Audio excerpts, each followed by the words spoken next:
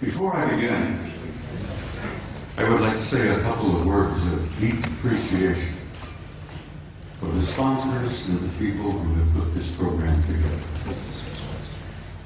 I have been involved in speaking publicly all over the planet and all over the United States. I've been at conferences here, I've been at conferences there, and I know how terribly difficult it can be to put a program like this together. And I have to say, I have tremendous respect and admiration for the people who've done this. Most of all, I respect their courage for dealing with a subject like this, where most of the elite leadership and the power groups of the world want this subject to go away. And these courageous young men who have put this together are brave, and they deserve my respect and your admiration. And I want to say I thank you because I know what you've done.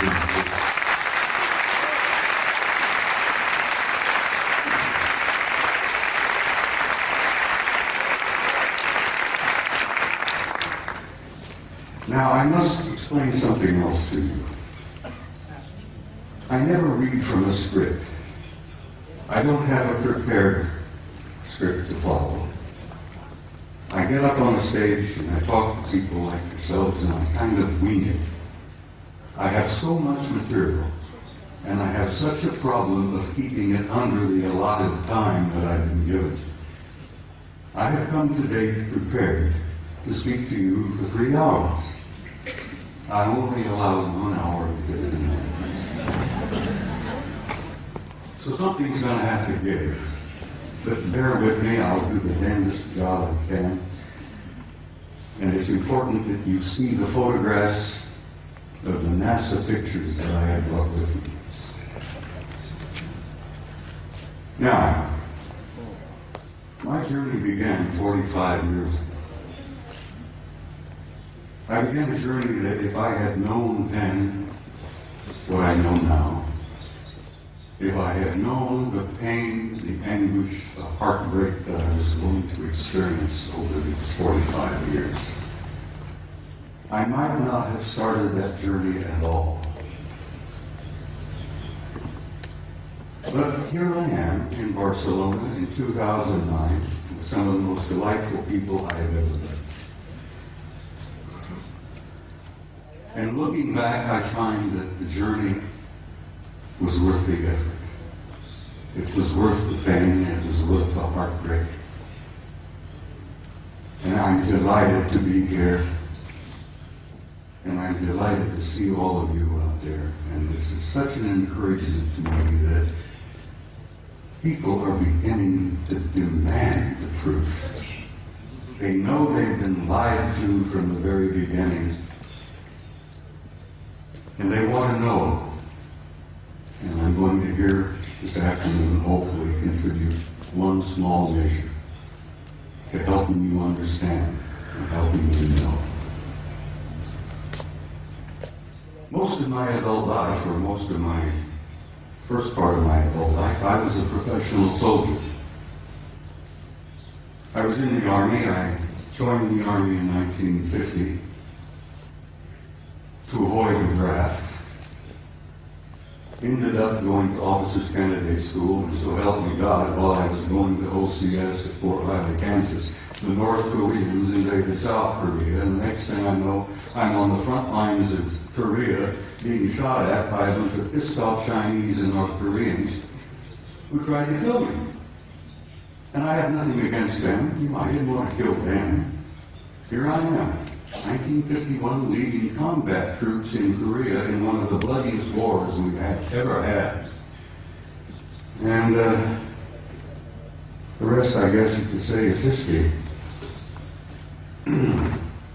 I led combat troops in Korea in 1951. I spent 27 years on active duty, and I also was involved in the war in Southeast Asia in 1970, where I was part of an organization that gathered intelligence in the jungles of Southeast Asia, South Vietnam, Laos, Cambodia. And let me tell you, some of those years were rather harrowing. The most harrowing experience I was to have was when I was assigned to Paris, France in 1963 to what we considered in those days a plush assignment, a plum assignment. I was able to go to Paris, France, take my family with me, and my children went to high school in Paris. And as I said, it was a plum assignment. I had no idea what I was to find when I got there. When I arrived in the summer of 1963, I arrived with a top secret clearance. When I arrived at Supreme Headquarters Allied Powers in Europe, which was located at that time at a small town known as Roquencourt, right outside of Paris, my security clearance was upgraded to cosmic top secret, which was then and still is today the highest level of security classification that NATO has. I had to have a cosmic top secret clearance to work in SHARC, Supreme Headquarters Operations Center, the war room. I was a senior master sergeant at the time, and when I was assigned in SHARC, I was given the job of maintaining the duty roster. We worked on a 24-hour basis, day after day after day. And I was given the job of running the duty rosters, and I worked in SHARC. And back in those days, let me tell you, the war rooms were somewhat primitive. You've seen pictures today, I'm sure, of the control centers of most major installations like SAC in Colorado Springs. Everything is electronic. Everything is demonstrated on the wall, extensions just like this beautiful stuff here. Back in those days, we had teletype, we had field telephones, and if we wanted something on the display, we had to go up and take a pin and put it on the wall and show the controllers where this division was, where that Soviet regiment was, and so on and so on. Very primitive. When I arrived in the summer of 1963, I heard rumors about a study that was underway. Now, it interested me because the study was about UFOs. And I was intrigued by that possibility. I was curious about UFOs. I had no idea then what they represented. But we used to discuss this in the SHARC, in the war room. The study was underway. What was it about? What happened? Well, it appears that on the morning of the 2nd of February, 1961, World War III almost began. And it was involved in the flyover of large numbers of circular metallic craft, flying in formations, very obviously under intelligent control. And they would fly out of the Soviet sector in the Warsaw Pact toward the west, in formation, at a high rate of speed and a very high altitude. And they would turn north over the English Channel, over the southern coast of England, and then they would disappear off of NATO radar over the Norwegian Sea. On that morning of 2nd February 1961, World War III almost began. The Soviets went on red alert. The NATO forces went on red alert. Everybody was, fingers on their triggers, thumbs poised above those red buttons. And World War III was just moments away. Within 20 minutes, it was all over. The objects flew, turned north, disappeared off radar. It was all over. After this event occurred, a British Air Marshal by the name of Sir Thomas Pike, who was a Deputy Supreme Allied Commander in Europe at that time. He was the deputy to my boss, General Lyman Wendesser, an American four-star general who was known as SACEUR, Supreme Allied Commander in Europe. Air Marshal Pike says, "I've had enough of this. These objects have been showing up regularly from time to time. And as I said, they almost triggered a war." Air Marshal Pike said, "We're going to have to come to terms and find out what the hell's going on here. I want to know." So he began a study. He initiated a study in SHAPE headquarters that was to last 3 years. They published it and they issued it in the summer of 1964 while I was there working in the war room. They titled it An Assessment, an evaluation of a possible military threat to Allied forces in Europe. So it had from them title just couldn't learn very much about that. An assessment, an evaluation of a possible military threat to Allied forces in Europe. I was working in the war room one early morning around 2 or 3 o'clock, and as I jokingly used to refer to it, the coffee was too black to drink. We read all the newspapers, magazines. Many of you have heard military life is about 99% boredom, broken up with 1% of sheer terror. And that's the way it used to be, and that's the way it probably is used today. I'm sitting there nodding off, and this American Air Force full colonel looked at me and he says, "Wake up." He went over to the vault. The vault, the stock, was a walk-in safe. We opened the door and walked in, and we kept classified documents in there. The colonel went over to the vault, the file, and pulled out this document and threw it on my desk, and he says, "Read that, that'll wake you up." Ladies and gentlemen, my life changed. I opened the first page and I couldn't put it down. I read it and read it and read it, and I read it every time I was on duty in the war room. I was shocked, I was stunned by the implications of what I read in that study. And as I said, my life has never been ever quite the same. The study, briefly, and I have to briefly lay this out. I could talk for 2 hours about this, but the study simply concluded this. Is there a threat to Allied forces in Europe? Apparently not. They concluded that the planet Earth and the human race had been under some kind of survey or observation going on for hundreds, if not thousands of years. They concluded in 1964 that there were at least 4 different groups coming here, observing us, surveying us, analyzing us, closely watching us, what we were up to, what we were doing.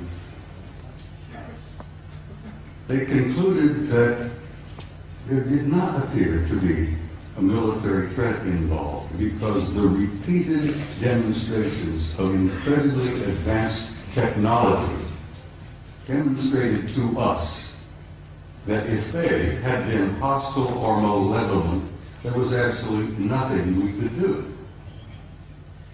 If they were evil in their intent and they were hostile toward us, it would have been over a long time ago. So, the conclusion was there were 4 different groups involved. They had been coming here for a very, very long time. Apparently, they were not malevolent or hostile. The question was, what the hell are they doing here? Why are they here? And why are they interested in us? Well, they did not know in 1964 what their agenda or their motives were, and I will tell you honestly and frankly that even today, our authorities, our senior military, our national security people, still don't totally grasp what their motives are, what their agendas are. So this study in 1964 was simply a beginning for me. As I said, I was never quite the same, and as I jokingly say, I used to be a normal human being. And after I read that study and launched on my 45 years of research, I lost all aspects of normality. I will be frank and tell you that over the years of my study and the material that I've learned and gathered has brought about in me a complete destruction of my old world view, my old world paradigm, the world view that I held since I was a kid, growing up. Everything made sense, I knew why we were here, where we were going, what was taking place. After I spent 45 years on this, it all collapsed around my knees.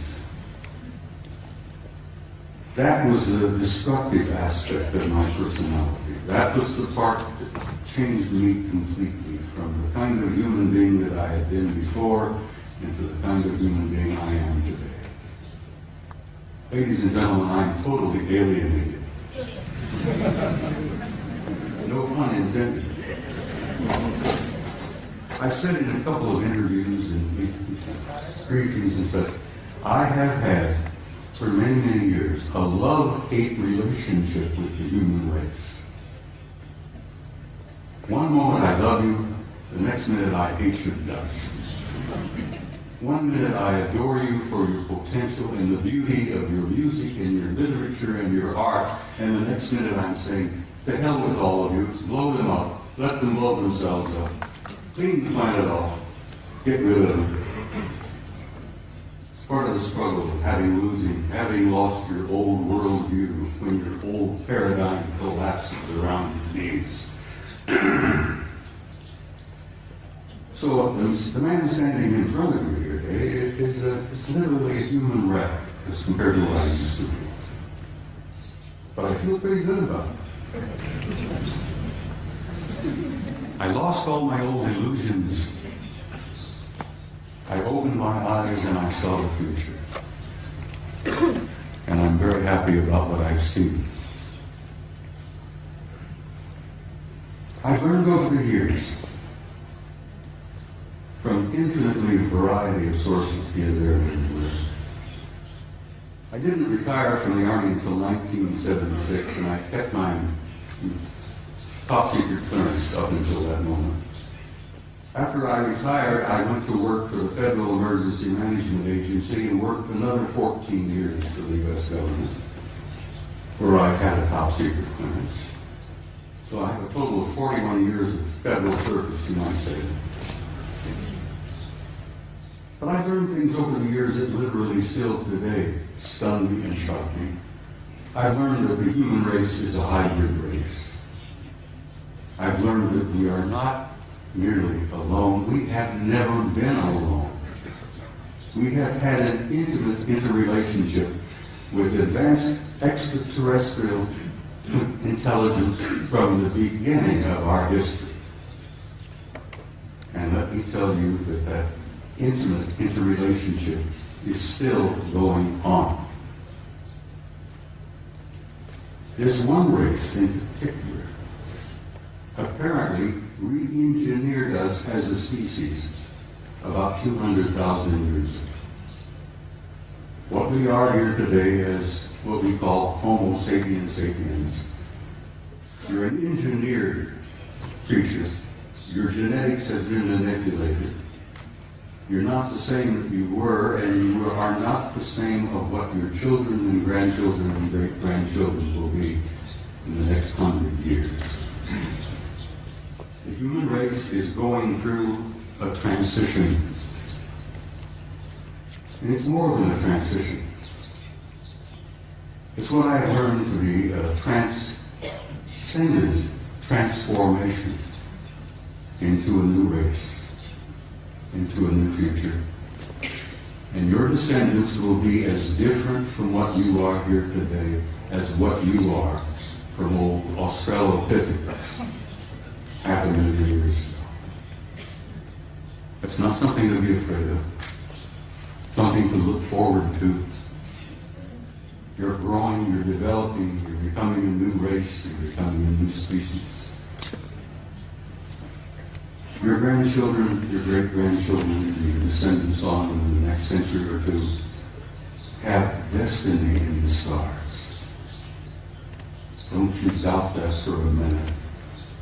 This species, this race, this troublesome bunch of monkeys has a destiny in the stars. And we are a part of this infinite universe filled with intelligent life. And we have been from the beginning, but we're only now beginning to wake up and see it. Only now are we beginning to open our eyes and listen with our ears and look out there and say, all right, where have I been? What am I now? Where am I going? As I said, your destiny is in the stars. Your generations to come, your descendants, your grandchildren, great-grandchildren, will go out there and they will claim their rightful place in a universe filled with intelligent life. Your place out there belongs to you. You have a right to that, and you will claim it. There is so much to talk about. I've got some slides I have to share. Would you gentlemen please put the first picture up on the screen? I'm being assisted by some very wonderful people back behind the scene. I like to start with a shot like this. Pictures of this nature is sort of inspiring. It gives you a glimpse of the community that you are a part of. A little glimpse of the stars out there, the nebulae. That's where you're from, and that's where you're going home again, too. It's where you belong. Next picture, please. I love these. They're so beautiful. I have some of these on my wall at home. But they inspire me. I look at them and I have a sense of recognition that I've been there before. And I know that I'm going back. But something happened in my country over the last few years that I'm very, very troubled by. Just last week, the United States celebrated the 40th anniversary of putting a man on the moon. Then we went through this whole whoop-de-doo of patting ourselves on the back and thinking, gee, wasn't that neat? Armstrong, Aldrin, Collins up there in orbit. On the moon, aren't we great people? Aren't we magnificent? Look what we did. So let me tell you a couple of things that they did that you may not have ever heard about before. They took the few pictures they had it all televised, everybody, Walter Cronkite and all of them were looking out. Golly gee, isn't this great? Isn't this neat? You got a couple of guys on the moon. Ladies and gentlemen, my government, NASA, N-A-S-A, which many of us in the United States say stands for never a straight answer, proceeded to erase 40 rolls of film of the Apollo program. The flight to the moon, the flight around the moon, the landings on the moon, the walking guys here and there. They erased, for Christ's sake, 40 rolls of film of those events. Now we're talking about several thousand individual frames that were taken that the so-called authorities determined you did not have a right to see. Oh, they were disruptive, socially unacceptable, politically unacceptable. I become furious. I'm a retired command sergeant major. I was never famous for having a lot of patience. The idea when I found out that they had erased 40 rolls of film involving several thousand individual shots about what really happened up there, I became so furious that I could have punched the director of NASA in the nose. I try to be, I'm not a dangerous man. I like to tell people that, like Henry Higgins in My Fair Lady, I have the milk of human kindness by the quart in every vein. So I really am a gentle man. But I have the capability, the potential of being rather dangerous and violent. And these lies and these cover-ups that I've learned about firsthand over the years literally infuriate me. And I hope it infuriates you, because these authorities, these nitwits in high positions of power, who are proceeding to spend all the money that the American people make for their own use, for their own private programs, and then lie through their teeth about what the truth really is.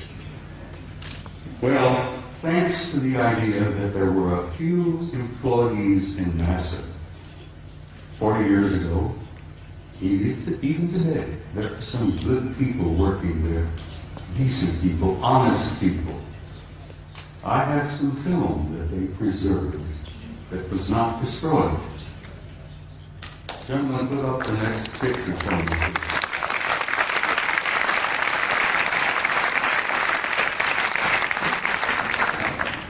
This is a NASA photo. This is Apollo 12. Apollo Systems 12, roll number 50, negative number 7348. They were flying over the moon before they landed. They went into orbit around the moon. As many of you, I'm sure, if you know the system, you know the procedure. They went into orbit around the moon, and while they were there in orbit around the moon, a number of anomalous artifacts began showing up, showing interest in them. Next picture, please.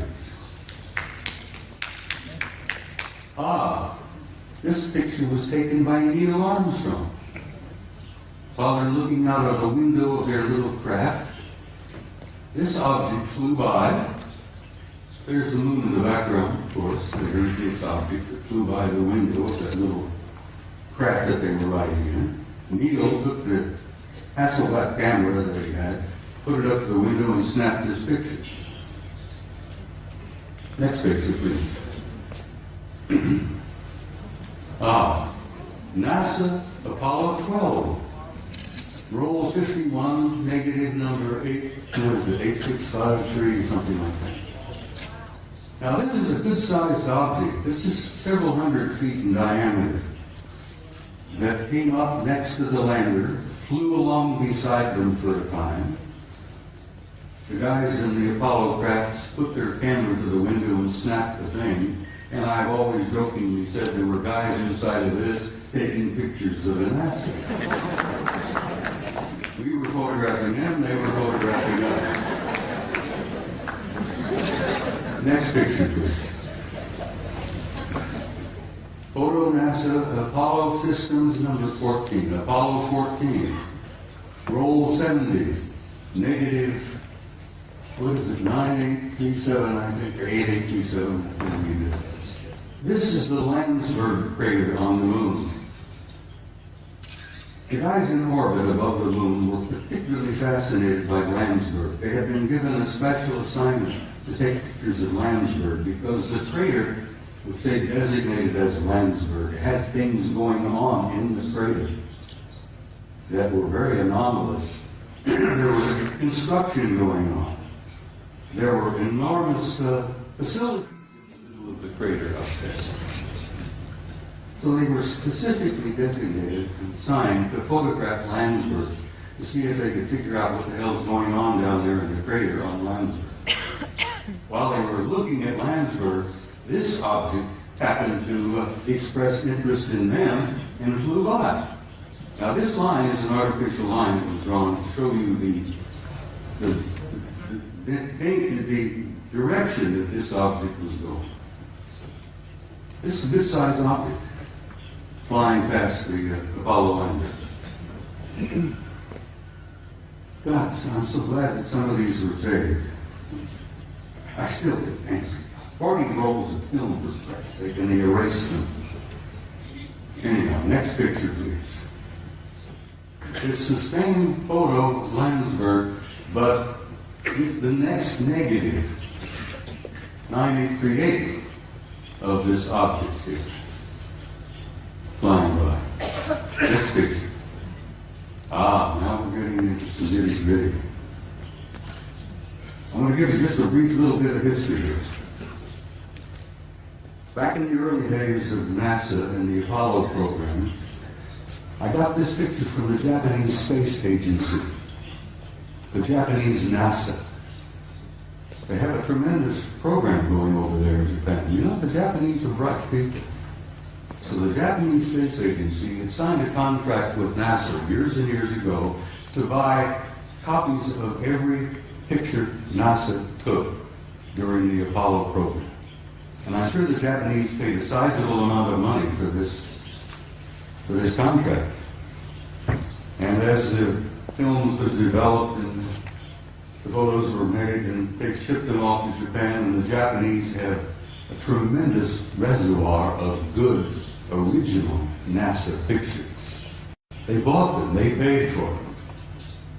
Now this photograph was released by the Japanese Space Agency, and you can see the Japanese writing here. This was taken by Apollo 13. Now you're all familiar, I'm sure, with Apollo 13. That was the aborted mission that was going to the moon to land, and they had an accident on the way. They couldn't land. They damn well barely got back. While they are on their way to the moon, here's the moon, a number of things began happening. Some strange objects were appearing outside the windows of the spacecraft. And guys, they grabbed their Hasselblad camera and started taking pictures. This photograph shows 3 different objects here. This looks like a circular object with an enlarged dome on top. This is a smaller object, a circular kind of disc-shaped craft. But coming in from the right margin of this particular picture is this. Next picture, please. Here we are. This is a blow-up of the positive in the photograph. And here is a blow-up of the negative of this object here. Ladies and gentlemen, this particular object is 5 miles long.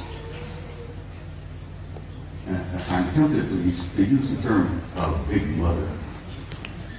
No pun intended, but it appears to be a mothership. It's gigantic. 5 miles long. And here these NASA guys are up there in this little cramped Apollo capsule, and they look out their window and they see something that's 5 miles long. It shakes them up a little bit. When they got back to NASA with these pictures, it shook them up a hell of a lot. Next picture, please. This is the next sequence. Here, this large mother has moved into the middle of the frame, and something else has shown up over here, which has been estimated to be 2 miles long. But this really upset the guys. I've never been able to find out which one of the 3 Apollo members of the Apollo 13 crew would admit to ever having taken these pictures. Because as you know, the Apollo astronauts were threatened with their lives. I kid you not, they were threatened seriously. They even threatened their families if they ever divulged any of the information that they knew. Next photo, please. Now, here we are. Here's the big mother. Here's the other one, 2 miles long. Here's a picture of the positive. This is the negative.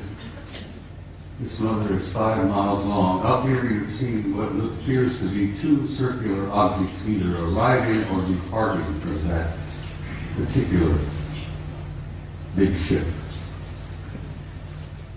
I can almost understand why the authorities in NASA, why the authorities in the space program didn't want this information to come out. They were frightened. They were stunned. They couldn't deal with it themselves, and they figured if they couldn't handle it, you couldn't handle it. There would be social disruption, I believe is one of the terms they used. They would disturb the body politic, I believe the term they used. So they clamped the lid down on this, and it's still down, and it's going to stay down, I'm afraid, for some time yet. Until people like yourselves and people like me and the rest of them here on the stage, by pushing and prodding and chipping away at this lie and this secrecy, eventually we will succeed. And don't you doubt that for a minute.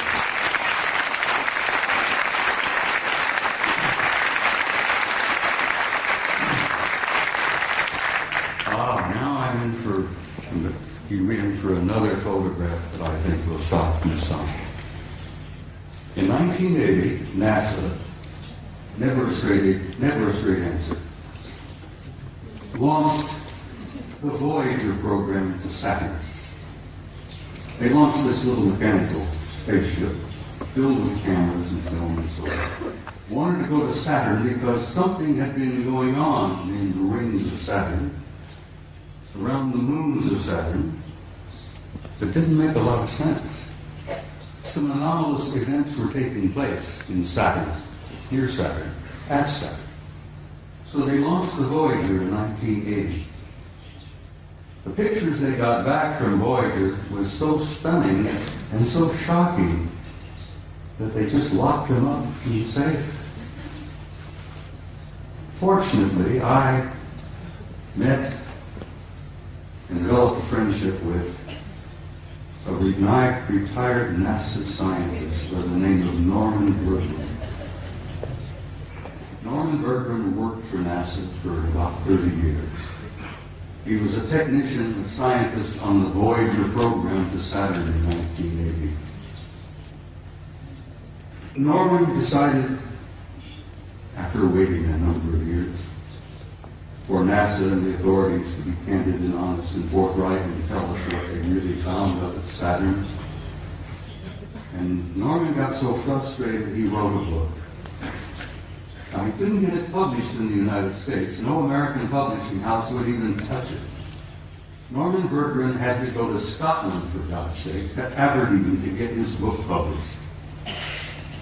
And he get published, he did succeed, he got his book. It's a piece of genius, it's a beautiful piece of work. And the things that they photographed near Saturn appeared in print for the first time. This is the A-ring of Saturn. I think you're all familiar with what Saturn looks like. It's a beautiful planet. It's giant, it's a big one. But it's got rings all around. Well, this is the A-ring, and here is an object that is self-luminous, obviously artificial, larger than our moon, that seems to be moving all around throughout the rings of Saturn among the moons of Saturn. And Saturn's got a couple of dozen moons. This object here, as I said, larger than our moon, moving all around apparently under intelligent control in the rings of Saturn. Now, try for a moment, if you can, to imagine a kind of a technology that is capable of constructing something larger than our moon, that's artificial, that moves around wherever it wishes to go, that's probably got several thousand guys inside. That is shocking to some people. Next picture, please. This is the piece de resistance, I guess is the French thing. Here you have another self-luminous, artificially constructed object, circular in shape, larger than our moon, that is also moving here, there, and everywhere throughout the rings of Saturn and among the moons of Saturn. You know, there's got to be intelligence aboard. But this is the one that really blew the NASA people on the Voyager program out of the water. This object, this is an object, guys, is 2,000 miles long. It's 400 miles in diameter, and it's an artificially constructed. Norman calls them an electromagnetic vehicle. He says they appear to be making the rings. This is one of the rings of Saturn. I think this is the B ring. Bertrand says he thought they were probably making the rings. I said, Norman, you ever consider the possibility they may be mining the rings? Because I think the rings are probably rich in nutrients, minerals probably. And an incredibly advanced civilization, I think, would work out some system of mining those rings for all the minerals that are up there and utilizing them. Because space is filled with wealth, energies of all kinds. They never have to dig another hole in the ground like we do down here. Space is filled with energy. This is 2,000 miles long, and here on this end there seems to be something like an exhaust or a flare of energy of some kind. It's probably a result of engines of some type inside this thing. But whatever it's doing, it's there, and it's a recognition and a representation of an advanced intelligence. And that's one of the things they don't want you to know, that we are confronting and relating with an intelligence that's so far beyond our own. We're looking at and talking about what's known as a type 2 civilization. Now, for your own interest, I suspect most of you suspect this, that you are all members of a 0-0 type civilization.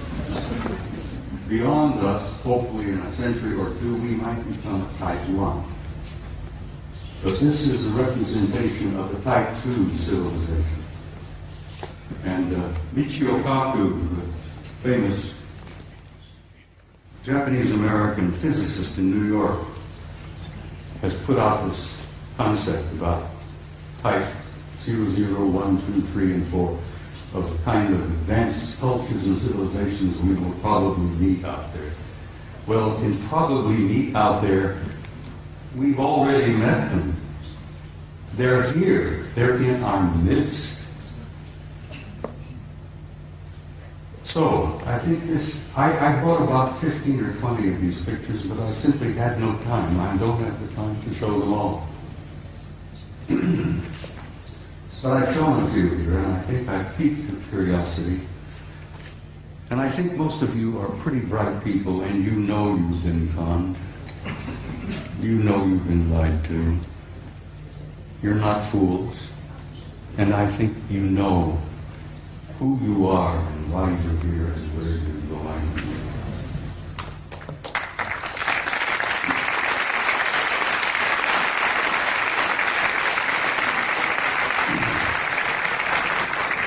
Next photograph, please.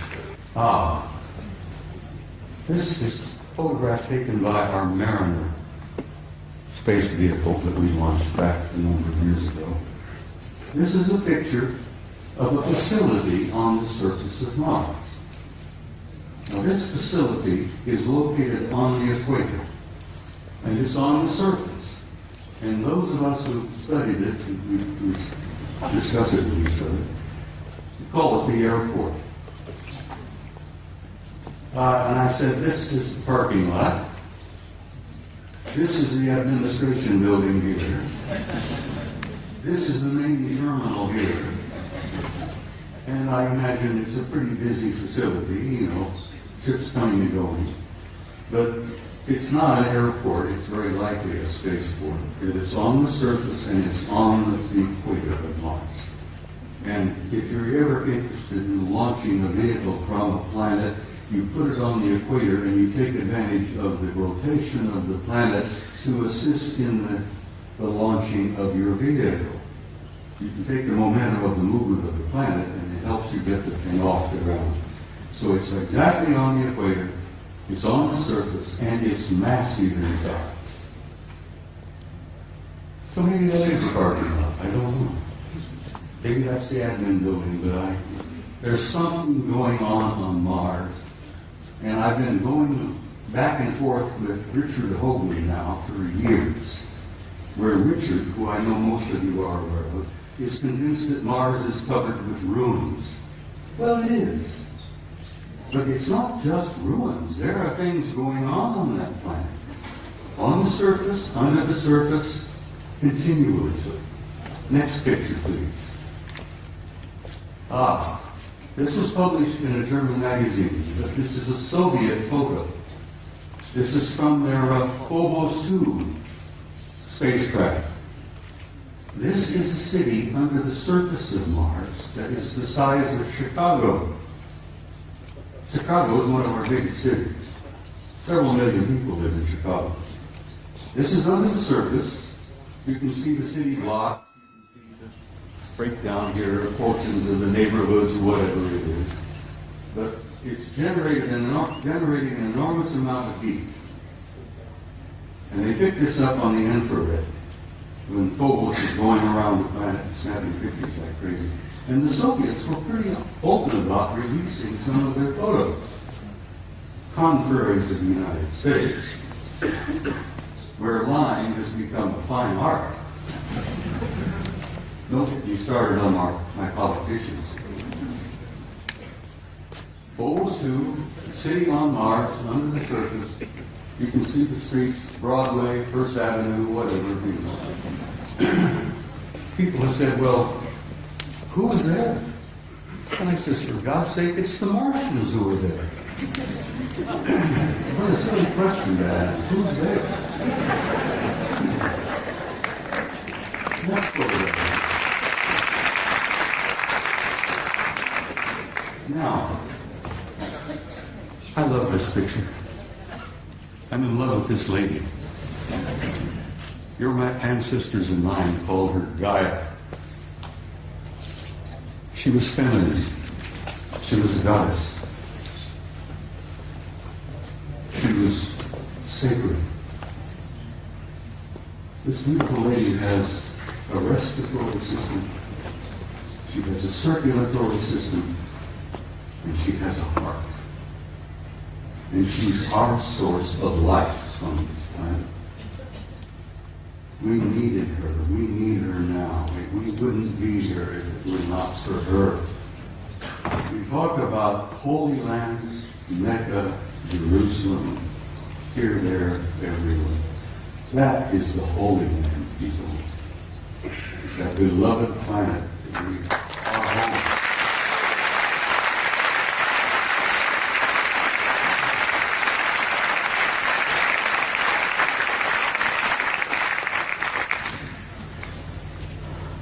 Next picture, please.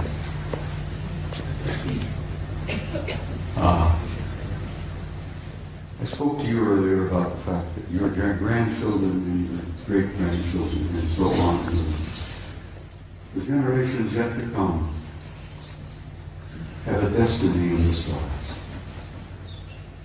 And in time, they will go out there and claim their rightful place in that infinite community of life. And you can believe that, and you can accept that with an assurance and a truth that goes beyond doubt. The destiny of this species in this race, this troublesome clan of monkeys, is in the stars. And there is your destiny. And I want you to understand that and have some hope. And don't get depressed. Because you're going to be undergoing some very difficult times in the few years yet ahead. We're going through this transition, this transformation, this transcendent transformation into another species, into another race. And if you remember your own adolescence, it was a painful time.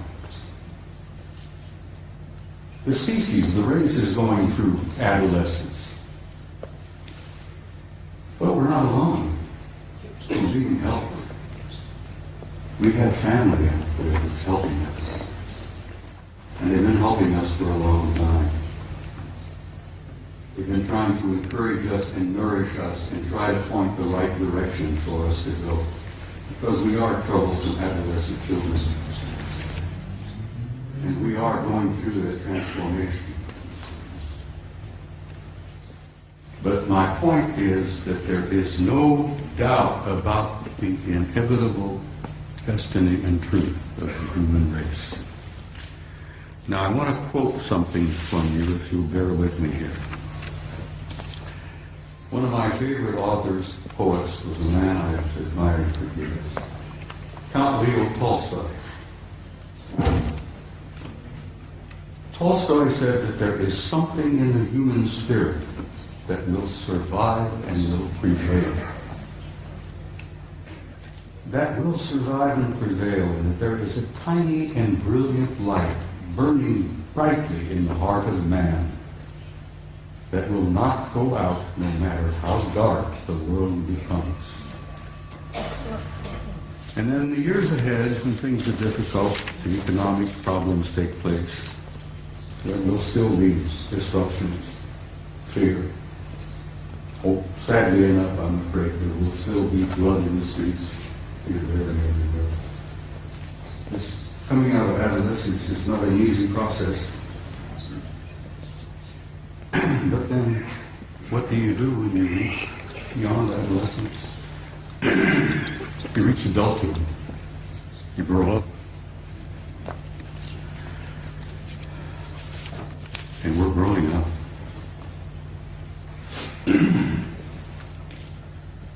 Well, ladies and gentlemen,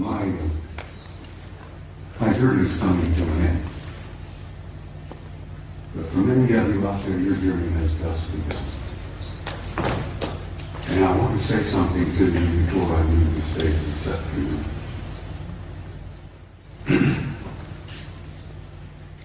No matter how dark the world becomes, you're sure, as Tolstoy said, there is a spark, there is a flame burning in your heart that will never go out, no matter how dark the world becomes. And as my journey is coming to a close, and some of your journey is just beginning,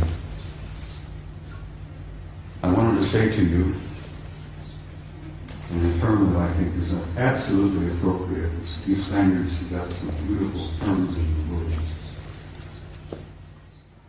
Vaya con Dios.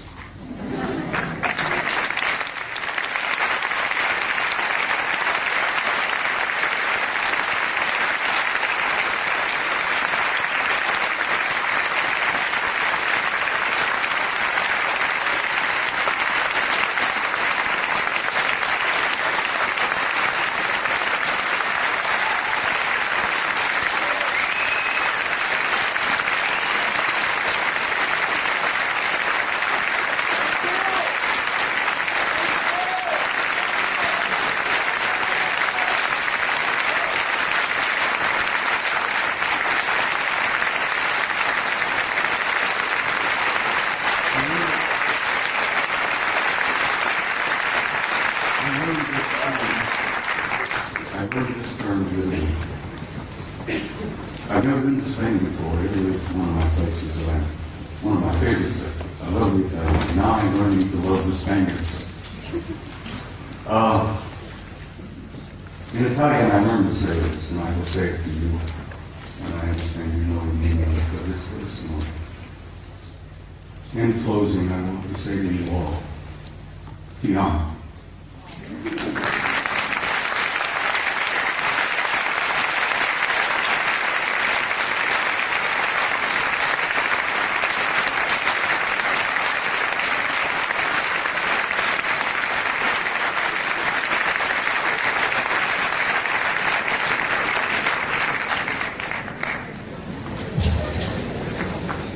Bien, ha llegado el momento del descanso. Sí quería comentarles que justo... I'm Carrie Cassidy from Project Camera. This is kind of you need a microphone if you want to...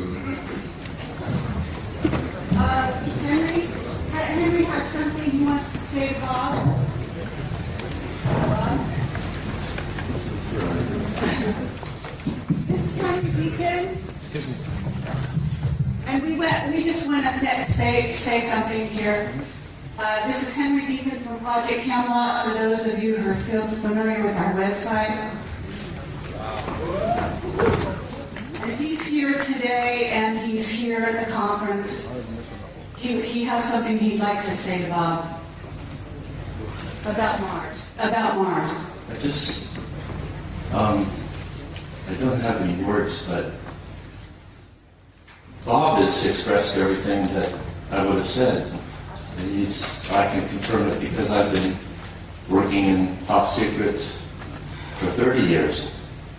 And above top secret, we've shared a common background. But I just met him recently here. And I can only say that, yes, there's life on Mars. There are bases on Mars. I've been there. And I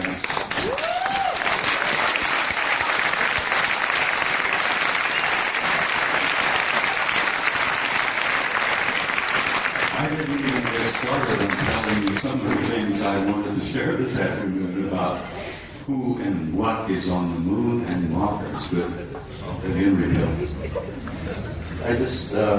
it's a long story, as he said. There's not enough time to put it all together.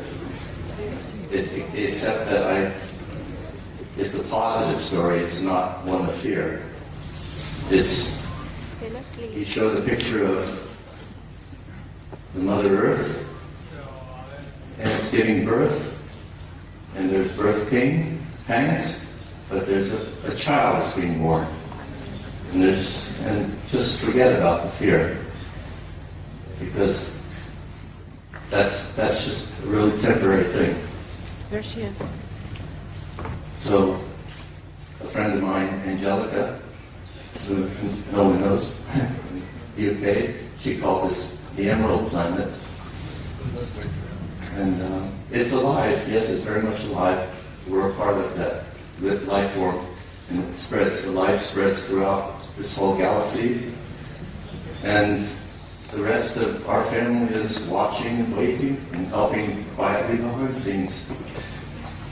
And I've been fortunate enough to be able to meet family that don't just live here on Terra for a long, long time, even before I was in government work. So thank you.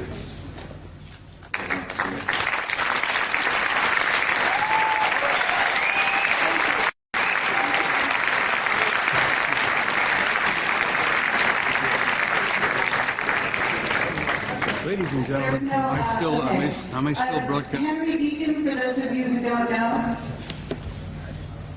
Am I still broadcasting here? It's still here. I'm going to ask.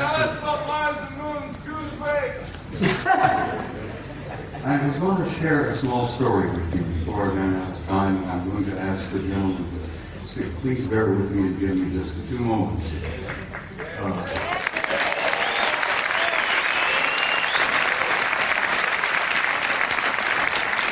With this was over. I attended my son's retirement ceremony in Washington, D.C. in November.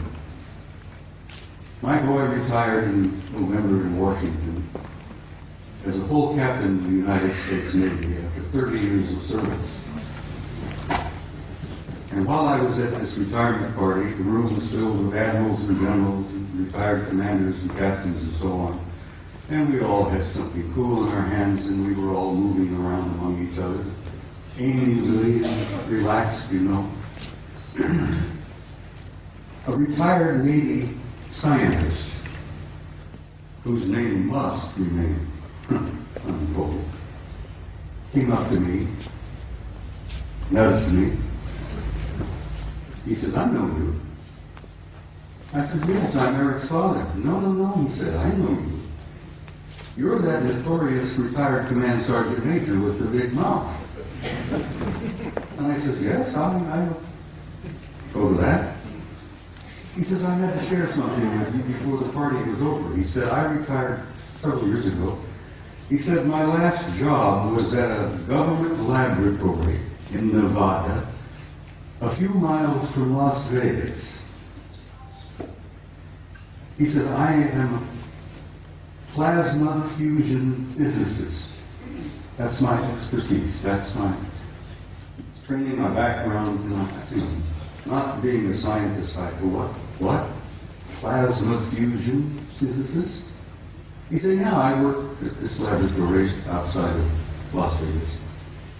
He says, it's not commonly known, but it's a drug secret. He says, I worked 5 years with 2 guys who were not from here.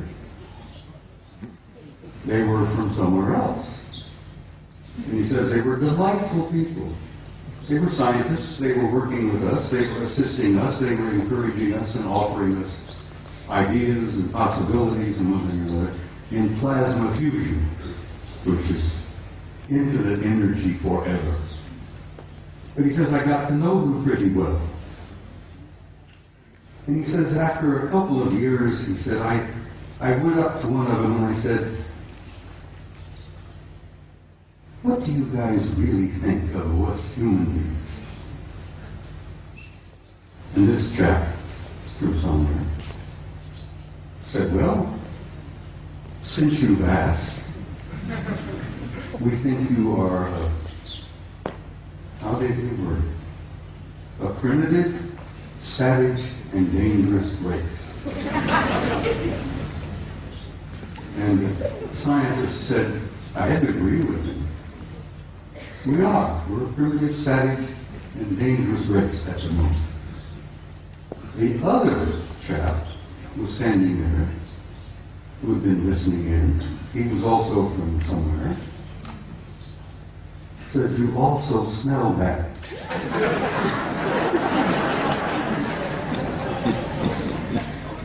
You humans stink. In nothing personal, mind you know, we find that you don't smell good. And the scientist said, my first thought was, I didn't spray under my arms this morning, so maybe. And they tried to explain that we humans have a psychic odor about us that they pick up, and they find it terribly offensive. But it hit me between the eyes, because when I was a boy growing up, my grandmother used to say, if we could only see ourselves as others see us, it would help so much to develop our integrity and our character and all that. And this remark from my grandmother hit me, that we were getting this so-called from a horse's mouth, from one of our extended family out there, that you're primitive, savage, and you're dangerous, but you also stink. And I thought that was humorous, and I shared it with Gogo, and she said, please include that in your presentation. So Gogo, bless your heart, I did that for you. Good night, everybody.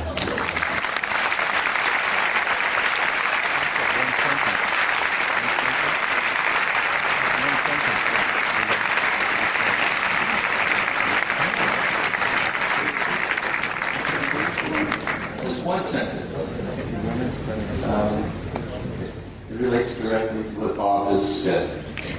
If you want contact, raise your spirit high.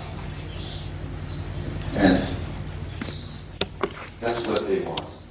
Because they don't want to mix with you if you're savage beasts. It's that simple. Just relax and be happy and work with each other. It's a very simple message. Thank you, Henry. Thank you.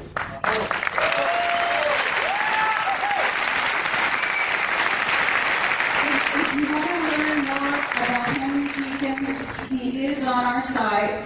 We have a lot of very long transcripts all about who he is, some of where he worked, and about Mars. We also have a video called Jump Room to Mars, in which David Wilcock and Bill Ryan and I discuss some of what he told us. And we're looking for maybe a 15-minute, maybe a half hour tomorrow when Henry Deacon can address you and maybe tell you some of the details. Thank you.